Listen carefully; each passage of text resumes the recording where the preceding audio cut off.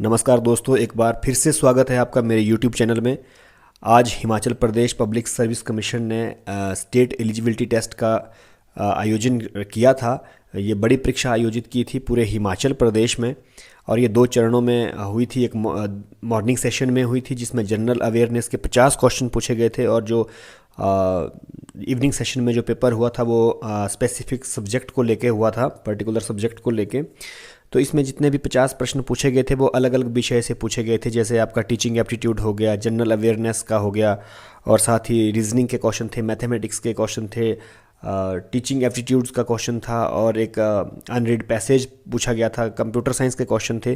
तो अलग अलग सोर्सों से स्रोत से मैंने जो एक्सपर्ट्स हैं उसके सब्जेक्ट एक्सपर्ट्स से बात करके या उनसे डिस्कस करके हमने कोशिश की है कि जितने भी आपके 50 क्वेश्चन हैं उनको बिल्कुल सही बताने की कोशिश की है। तो आइए, सबसे पहले जो प्रश्न मेरे हाथ में जो सीरीज़ लगी है वो 20 सीरीज़ है और इसका जो पहला प्रश्न पूछा गया था वो आपका एक अनुच्छेद पूछा गया था, पैसेज पूछा गया था। 1 से लेके 5 तक के जो उत्तर देने थे वो उसको पढ़ के देने थे आपको। तो इसमें जैसे कि आज आपका ये 28 अप्रैल 2024 है, तो आज के दिन ही ये परीक्षा कंडक्ट हुई थी। तो इसमें पहला प्रश्न जो पूछा गया था, जो पैसेज था, अनुच्छेद था, उसको पढ़ने के बाद जब इसको पढ़ा गया तो इसका जो राइट आंसर हमें लगा वो जो है इसका बी था। विभिन्न ऐतिहासिक उद्गम स्थलों के सामाजिक समूहों जो एक दूसरे से भौगोलिक, आर्थिक एवं राजनीतिक भाव से जुड़े हुए हैं का शांतिपूर्ण सह अस्तित्व। इसका जो दूसरा प्रश्न था उसमें उसका उत्तर जो है उसका भी बी बैठता था। किसी निश्चित समय काल तक राज्य और व्यक्ति के बीच किसी संघर्ष का ना होना, इसका राइट आंसर है। उसके बाद जो तीसरा प्रश्न पूछा गया था, तीसरे प्रश्न में निम्नलिखित में से आधुनिक भारत को धर्मनिरपेक्षता का मुख्य लक्षण कौन सा है? तो इसका जो राइट आंसर है वो ए है, धार्मिक आधार पर भेदभाव ना करना। उसके बाद प्रश्न पूछा गया था, प्रश्न 4, निम्न में से थॉमस मोर की यूटोपिया का मूल ढांचा किससे प्रभावित था? तो ये प्रभावित है ए, जो इसका ऑप्शन है, धार्मिक सहनशीलता की भारतीय परंपरा से। उसके बाद प्रश्न नंबर 5, आधुनिक भारत का मुख्य लक्षण कौन सा है? आधुनिक भारत का मुख्य लक्षण इसका डी, धर्मांधता की अनुपस्थिति, इसका सही उत्तर है। उसके बाद प्रश्न नंबर 6 पूछा गया है, मौखिक संचार में ब्रेकडाउन को इस प्रकार वर्णित किया गया है। तो इसका जो राइट आंसर है वो है आपका डी, एंट्रोपी। प्रश्न जो 7 है इसमें एक दावा दिया गया है ए में, औपचारिक संचार तेज और लचीला होता है और कारण भी, इसका रीज़न भी दिया है कि औपचारिक संचार सूचना का एक व्यवस्थित और क्रमबद्ध प्रवाह है। तो इसका जो राइट आंसर है वो डी होगा। ए गलत है लेकिन आर सही है, इसका राइट आंसर जो है वो डी है। उसके बाद प्रश्न नंबर जो 8 पूछा गया था उसमें आपको एक सूची दी गई है और इसमें लिखा है कि सूची 1 को सूची 2 से जो है इसका मिलान करना है। इसमें संचार बाधा दी गई है और साथ में इसका विवरण दिया गया है, तो इसको इसके साथ मिलान करना है। अर्थ विज्ञान जो है वो दोषपूर्ण संदेश से कोरिलेट करता है, इससे संबंधित है। और जबकि जो मनोविज्ञान है, मनोविज्ञान जो है खराब प्रति धारण के साथ इसका कनेक्शन है और जो व्यक्तिगत है वो समय की कमी के साथ, और जो भौतिक है वो आपका एक चैनल में भौतिक स्पष्टता का अभाव है, इसके साथ जो है इसको मतलब इसका जो राइट आंसर होगा उस हिसाब से इसका राइट आंसर जो है बी बैठता है। मतलब ए का 2 है, बी का 3 है, सी का 4 है और डी का 1 है। प्रश्न नंबर जो 9 है वो पूछा गया था, विभिन्न स्तरों पर काम करने वाले व्यक्तियों के बीच का संचार जिनका कोई प्रत्यक्ष रिपोर्टिंग संबंध नहीं है क्या कहलाता है? तो वो होता है आपका विकिरण संचार। तो मैंने इसको सिर्फ हिंदी मीडियम में स्कैन किया है और इसको हिंदी में ही समझाने की कोशिश की है और हिंदी में ही इसको समझा है। प्रश्न नंबर जो नेक्स्ट 10 है इसमें पूछा गया था, किसी कक्षा में मौखिक एवं अशाब्दिक संकेतों को पुनः संदेश में बदलना जो है क्या कहलाता है? वो होता है आपका डी कोडिंग। इसका जो ए है वो राइट आंसर है। उसके बाद प्रश्न पूछा गया था, रीजनिंग से ही ये क्वेश्चन है, -10, -3, 3, 8, 12 जो है अगला नंबर क्या है? तो इसका जो अगला नंबर है वो इसका बी रहेगा, 15 इसका राइट आंसर है।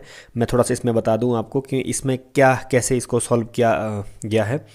तो जो -10 है इसमें अगर हम +7 करेंगे तो प्लस और माइनस के कारण जो है 10 में से 7 घटता है तो -3 उत्तर आता है। जो उत्तर आ गया इसमें हमने +6 किया तो ये फिर प्लस और माइनस के कारण जो है माइनस हो जाता है और इसका राइट आंसर बनता है 3। मेरे कहने का मतलब जो इसमें 7 हमने प्लस प्लस किया, फिर 3 में भी 7 जो हमने सॉरी 6 जो है प्लस किया, आंसर -3 आ गया। अब हम 3 जो हमारे पास आंसर आता है इसमें हम 5 जोड़ेंगे तो 5 3 8 होता है। अब 8 में हम 4 जोड़ेंगे तो ये 12 बनता है। तो अब हमने 12 में से जो है 3 को जोड़ना है 12 के साथ, तो 15 इसका उत्तर बन जाता है। तो आप समझ गए होंगे आप इसको। जो नेक्स्ट क्वेश्चन पूछा गया था वो पूछा गया है, सुबह 8 बजे 3 घंटियाँ एक साथ बजती है, फिर वे क्रमशः 6 मिनट 9 मिनट और 12 मिनट के अंतराल पर बजती है, तो वे एक साथ कब बजेंगे। ये सिंपल सा क्वेश्चन है। इसमें इसका एलसीएम निकालना है 6 9 और 15 का। जो 6 9 और 15 का जो एलसीएम हम निकालते हैं वो निकलता है 3 2 और 6। तो 3 2 6 और 6 6 6 36। तो ये 36 मिनट के बाद, मतलब इसका राइट आंसर बी होगा। 8:36 पे वो पुनः जो है एक साथ वो 3 घंटियाँ बजेंगी। नेक्स्ट क्वेश्चन भी हमारा रीजनिंग का है। इसमें लिखा है कि एक निश्चित कोडिंग भाषा में केमिस्ट्री को DGFLJRUQZ लिखा जाता है, तो उसी कोड में ज्योमेट्री को कैसे लिखा जाएगा। तो ये भी सिंपल सा इसका आंसर है। इसका राइट आंसर जो है डी होगा, HDPLF। इसको भी आप समझ सकते हैं कि सी के बाद अगर इन्होंने डी दिया है तो डी के बाद ई जो है इन्होंने यहाँ पे दिया है, मतलब एक वर्ड को छोड़ने के बाद, और एफ भी आगे दिया है। अब जो है उन्होंने जी यहाँ पे दिया और एच यहाँ पे दिया है, तो इस तरह से इसको कोडिंग करके थोड़ा सा समय लगता है, लेकिन इसका आंसर जो है डी है। नेक्स्ट जो क्वेश्चन है प्रश्न नंबर 14, एक आदमी एक वस्तु को 40% हानि पर बेचता है। यदि रुपए में वास्तविक हानि 136 रुपये है तो वस्तु की वास्तविक लागत क्या है। तो ये सिंपल सा क्वेश्चन है। इसमें सिंपल सा है ये कि कोई वस्तु हमारे पास 340 रुपये की है, तो 340 का जो है 40% अगर हम निकालते हैं तो वो जो है 136 रुपये बनता है। तो इसका सीधा सा जवाब जो है 340 है। ठीक है। और नेक्स्ट क्वेश्चन है, 210 छात्रों का एक समूह किसी परीक्षा में उपस्थित हुआ, है ना। 1/3 विद्यार्थियों का माध्य, ये मीन और मोड का क्वेश्चन है, माध्य 60 पाया जाता है, तो शेष विद्यार्थियों का माध्य 78 पाया जाता है, तो पूरे समूह का माध्य क्या होगा। तो वो उसका जो राइट आंसर है वो 72 है। प्रश्न नंबर 16 में भी कुछ हमारे पास अधिकारियाँ, ये लिखा है नीचे 2 आधारिकाएँ दी गई हैं, उन 2 आधिकारिकाओं से 4 कोड में 4 निष्कर्ष निकाले जाते हैं, उस कोड का चयन कीजिए। और इसका अगर इसका देखा गया तो इसका राइट आंसर जो है सी है, कुछ ईमानदार व्यक्ति धार्मिक हैं।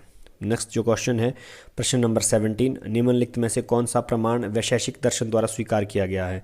तो इसका जो उत्तर है, इसका उत्तर जो है ए है। ए का मतलब होता है कि 1 और 2 केवल। ठीक है, नीचे दिए गए विकल्प में सही उत्तर चुनिए, तो 1 और 2 ही इसका सही है, एक प्रत्यक्ष और अनुमान। उसके बाद प्रश्न नंबर जो है 18 है। प्रश्न नंबर 18, जो प्रश्न नंबर 18 है इसमें पूछा गया है, एक निगमनात्मक तर्क अप्रामाणिक है यदि, तो इसका उत्तर जो है डी है। इसके सभी अब आधार वाक्य सत्य है, लेकिन इसका निष्कर्ष गलत है। उसके बाद प्रश्न नंबर 19 है। प्रश्न नंबर 19 में पूछा गया है, जिस तरह बर्फ़ के टुकड़े पिघलने से एक गिलास पानी ओवरफ्लो नहीं होता, उसी तरह समुद्री बर्फ़ पिघलने से समुद्री पानी का आयतन नहीं बढ़ता। यह किस प्रकार का तर्क है। ये जो है ए, जो इसमें सादृश्य मूलक है, इस प्रकार का तर्क है। प्रश्न नंबर 20, ध्वनि शाश्वत है क्योंकि यह उत्पन्न होती है किसी प्रकार के हेतुवास को संदर्भित करता है। इसका राइट आंसर है विरुद्ध। ठीक है। नेक्स्ट क्वेश्चन पूछा गया था, NPTEL का उपयोग किसके लिए किया जाता है। तो ये इसकी जो फुल फॉर्म होती है वो national programme on technology enhanced learning. प्रश्न नंबर 22, वीडियो कॉन्फ्रेंसिंग निम्नलिखित में से किसका उदाहरण है। ये वीडियो कॉन्फ्रेंसिंग जो है, ए जो है इसका आंसर जो है तुल्यकालिक प्रौद्योगिकी का उदाहरण है। प्रश्न नंबर 23, फिर से नीचे दिए गए 2 कथन है। नेटिजन शब्द का प्रयोग किसी ऐसे व्यक्ति के लिए किया जाता है जो नेटवर्क संसाधनों का उपयोग करता हो। ये बिल्कुल सही है। क्विक रिस्पांस कोड मतलब QR कोड चित्र तत्व की एकाग्रता को इंगित करता है, ये गलत है। मतलब 1 ठीक है 2 गलत है, तो इस हिसाब से इसका जो उत्तर बनता है वो बनता है सी। कथन 1 सही है और कथन 2 गलत है। प्रश्न नंबर 24, प्रश्न नंबर 24 में पूछा गया है, इंटरनेट सेवा और उसके संगत प्रोटोकॉल में दर्शाए गए निम्नलिखित में से कौन सा जोड़ा सही ढंग से मेल खाता है। तो इसका जो राइट आंसर है वो है ईमेल, बी जो है ईमेल SMTP। ठीक है। जो प्रश्न नंबर 25, निम्नलिखित में से कौन सा वेब सर्च इंजन नहीं है? तो ये डक गो ये भी नहीं है, और जो है पिनटेरेस्ट ये भी नहीं है। तो गूगल, याहू, विंग ये तीनों हैं। तो इस हिसाब से इसका जो आंसर है वो जो है ए है, 2, 3 एंड 4। प्रश्न नंबर 26, जैव विविधता सम्मेलन CVD का सचिवालय स्थित है? ये है मॉन्ट्रियल, कनाडा में। प्रश्न नंबर 27, ग्रीन हाउस गैसें अधिकांशतः सौर स्पेक्ट्रम के किस क्षेत्र में विकिरण ऊर्जा को अवशोषित करती है? ये है इंफ्रारेड, ये सी इसका राइट आंसर है। 28 क्वेश्चन पूछा गया था, निम्नलिखित में से कौन सा वायु प्रदूषक अम्लीय वर्षा का कारण बनता है? तो इसमें अगर हम देखते हैं तो ए भी है इसमें, मतलब नाइट्रिक ऑक्साइड भी इसमें है, और नाइट्रोजन ऑक्साइड ये भी इसमें रहता है।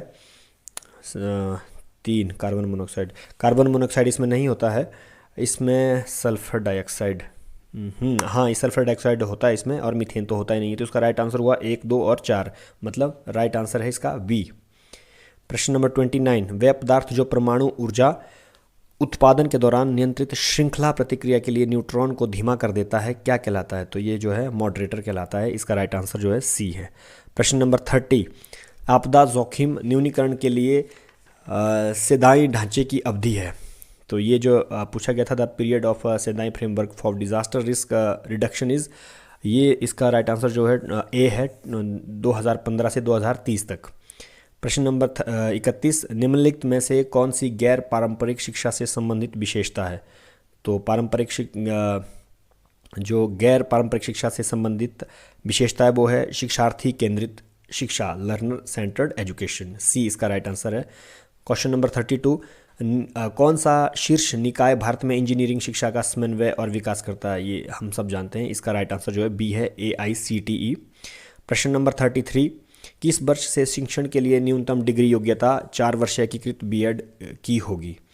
तो 4 years integrated BEd degree by the year, ये है आपका 2030, तो ठीक है 2030। क्वेश्चन नंबर 34 पूछा गया था, भारत में उच्च शिक्षा के लक्ष्य निम्नलिखित में से कौन से हैं? तो इसमें इसका राइट आंसर है, अगर इसको हमने स्टडी किया तो इसका राइट आंसर है सी मीन्स ABCDE। इसमें अनिवार्य और निःशुल्क एजुकेशन नहीं, शिक्षा नहीं है, ठीक है। तो ई तक ये इसमें सारे ABCDE, इसमें सी जो है इसका राइट आंसर है।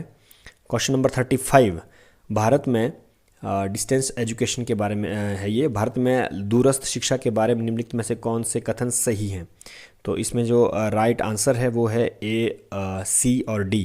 A, C और D का मतलब है B इसका राइट आंसर है, V, A, C और D, ये A, C और D इसके राइट आंसर है। नेक्स्ट है आपका एक अंक तालिका दिया गया है हमारे पास डाटा का। इसमें इसको ध्यानपूर्वक अगर समझते हैं, मैथमेटिक्स और थोड़ी सी रीजनिंग इसमें रहती है।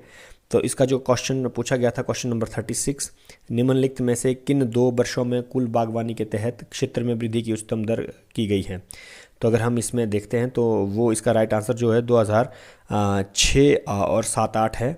2006 और 7 मतलब डी, वो इसलिए है क्योंकि यहाँ पे आप देखेंगे तो जो इसका डिफरेंस है 187 में अगर हम 7 प्लस करते हैं तो 194 हो जाता है। उसके बाद हमारे पास 94 में हम 8 अगर प्लस कर देते हैं, मतलब 194 में 8 करते हैं तो 202 बन जाता है। और इसी प्रकार इसमें भी हम अगर 5 जोड़ते हैं तो ये 207 बन जाता है, और 7 के बाद जो है 2 जोड़ के ये 9 हो जाता है। तो मतलब सबसे ज़्यादा जो हमारी वृद्धि की उच्चतम दर दर्ज हुई है वो हुई है आपकी यहाँ पे 194, मतलब 194 के बाद 202 के बीच में जो है 8 का अंतर है, मतलब यहाँ पे इंक्रीज़ हो जाती है ये। तो ये इसका राइट आंसर है। इसी प्रकार से जो सेकंड क्वेश्चन पूछा गया था इसमें 37, कुल बागवानी क्षेत्र में फूलों, सब्जियों और फलों के अंतर्गत क्षेत्र का हिस्सा क्रमशः है? ये भी इसी तरह से है। इसका राइट आंसर ए है, 1, 38 और 30%, ये इसका राइट आंसर है। क्वेश्चन नंबर 38, 2005-06 से 2009-10 के दौरान निम्नलिखित में किसके क्षेत्रफल में वृद्धि की उच्चतम दर की गई है? ये फ्रूट्स में इसमें सबसे ज़्यादा की गई है, क्योंकि इसमें भी आपको वैसे ही इसको निकालना होता है जैसे हम अभी ये वाला आंकड़ा निकाल रहे थे। तो फ्रूट्स में भी इसी तरह से है, 72 है ना, 3, फिर 75, 76, 77, 78, फिर 3। तो इस तरह से ये क्वेश्चन पूछा गया है। तो यहाँ पे हमें अगर देखा तो इसमें फ्रूट्स जो है 38 का ए इसका राइट ऑप्शन है, आंसर है। उसके बाद क्वेश्चन नंबर 39 पूछा गया था कि उस बागवानी फसल का पता लगाइए जिसके क्षेत्रफल में 2005-06 से 2009-10 तक लगभग 10% की वृद्धि दर्ज की गई थी। वो हमारी वेजिटेबल्स में, इसका राइट आंसर वी है, सब्जियों में किया गया था। उसके बाद प्रश्न नंबर 40, 2007-08 में कुल बागवानी क्षेत्र में फलों, सब्जियों और फूलों के क्षेत्र का हिस्सा कितना रहा है? तो ये जो है 68% जो है परसेंट रहा है। इसी प्रकार प्रश्न 41 में पूछा गया है शिक्षार्थी विशेषताओं की निम्नलिखित सूची से उन विशेषताओं की पहचान कीजिए जो क्षेत्र स्वतंत्र शिक्षार्थी से जुड़ी है। इसको थोड़ा सा अगर ध्यान से हम देखते हैं तो इसका जो सही उत्तर बैठता है वो जो है बी हमारे पास, 2, 3 और 4। मतलब अवधारणा और सामग्रियों के वैश्विक पहलुओं को समझता है, प्रतिस्पर्धा को महत्व देता है और पसंद करता है, जानकारी को स्वयं व्यवस्थित कर सकते हैं। तो इसका ये राइट आंसर बी है। इसी प्रकार क्वेश्चन नंबर 42, रचनात्मक मूल्यांकन का उद्देश्य है। जो रचनात्मक मूल्यांकन है, the purpose of formative evaluation is, इसका जो राइट आंसर है वो है छात्रों के सीखने के प्रदर्शन में तेज़ी लाना। मेरे हिसाब से इसका ये आंसर है और यही इसका आंसर होना चाहिए। प्रश्न नंबर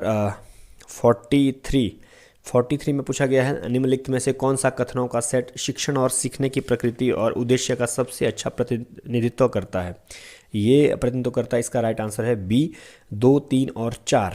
मतलब 2, 3 और 4। पढ़ाना बेचने जैसा है और सीखना खरीदने जैसा है, इसका आंसर नहीं है। प्रश्न नंबर 44 में पूछा गया है निम्नलिखित में से कौन टीवी पर उच्च गुणवत्ता वाले शैक्षिक कार्यक्रमों के प्रसारण के लिए समर्पित है? ये जो है स्वयं प्रभा है। उसके बाद जो है आपका क्वेश्चन नंबर 45 पूछा गया है निम्नलिखित में से कौन सा कारक सीखने को सबसे कम प्रभावित करता है? सीखने को जो सबसे कम प्रभावित करता है वो है परिवार की सामाजिक आर्थिक स्थिति। इसका जो है राइट आंसर सी है। उसके बाद क्वेश्चन नंबर 46 पूछा गया था शोध नैतिकता का मुद्दा शोध के किस चरण में प्रासंगिक माना जा सकता है? तो इसका राइट आंसर है सी, डेटा संग्रह और व्यवस्था के चरण में। उसके बाद क्वेश्चन नंबर 47 है निम्नलिखित में से कौन सी प्रायोगिक अनुसंधान की विशेषता नहीं है? इसका जो राइट आंसर मुझे लगता है इसमें अवलोकन भी होता है, नियंत्रण भी है, सामग्री विश्लेषण भी होता है, हेर फेर इसमें नहीं होता है। मतलब जो मैनिपुलेशन है वो इसमें नहीं चलता है क्योंकि क्वेश्चन ये प्रायोगिक अनुसंधान का है, मतलब एक्सपेरिमेंटल रिसर्च का पूछा गया है, तो इसमें हेर फेर नहीं होगा। उसके बाद क्वेश्चन नंबर 48 गतिविधियों का कौन सा क्रम क्रियात्मक अनुसंधान पद्धति की चक्रीय पद्धति को सबसे अच्छी तरह प्रस्तुत करता है? इसका राइट आंसर ए है। सबसे पहले हम जो है प्लान तैयार करते हैं, योजना बनाते हैं, फिर कार्य करते हैं, एक्ट करते हैं, फिर हम निरीक्षण करते हैं, उसका ऑब्जर्व करते हैं, उसके बाद मतलब वो चीज़ रिफ्लेक्ट होकर आती है, प्रतिबिंबित होती है। Question number 49 second last question है निम्नलिखित में से कौन गुणात्मक अनुसंधान की महत्वपूर्ण विशेषता नहीं है? मतलब which of the following is not the critical features of qualitative research. ठीक है, इसमें सी इसका राइट आंसर है, मापे गए सामाजिक तथ्यों के बीच संबंध स्थापित करने की कोशिश करना। यही मुझे इसमें लग रहा है क्योंकि ये इसका राइट आंसर हो सकता है, यही इसका राइट आंसर है। यह थोड़ा सा मुझे कभी लगता है कि वास्तविक सेटिंग डेटा का प्रत्यक्ष स्रोत है, इसमें भी मुझे थोड़ा सा डाउट लग रहा है कि ए भी इसका उत्तर हो सकता है। लास्ट क्वेश्चन है हमारा, यदि कोई शिक्षक किसी नई शिक्षण पद्धति जैसे फ्लिप्ड क्लासरूम दृष्टिकोण की प्रभावशीलता का परीक्षण करना चाहता है तो निम्नलिखित में से कौन सी शोध पद्धति उसे सबसे अच्छी मदद करेगी? ठीक है, तो यहाँ पे जो मुझे लग रहा है जो फ्लिप्ड क्लासरूम अप्रोच है वो केस स्टडी ही सबसे मतलब उसको शोध पद्धति उसको अच्छी मदद कर सकती है, तो इसका राइट आंसर सी होना चाहिए। तो ये जो है आज का जो हमारा सेट का स्टेट एलिजिबिलिटी टेस्ट का जो जनरल अवेयरनेस का क्वेश्चन पेपर था, उम्मीद करता हूँ कि ये किसी न किसी रूप में आपकी हेल्प करेगी। जब तक हमारी ऑफिशियल आंसर की नहीं आती है तो आप ज़्यादा से ज़्यादा इस वीडियो को अपने दोस्तों के साथ शेयर करें और लाइक करें। चैनल को अगर सब्सक्राइब नहीं किया तो इसे भी सब्सक्राइब करें। Thank you so much. Wish you all the very best for your bright future.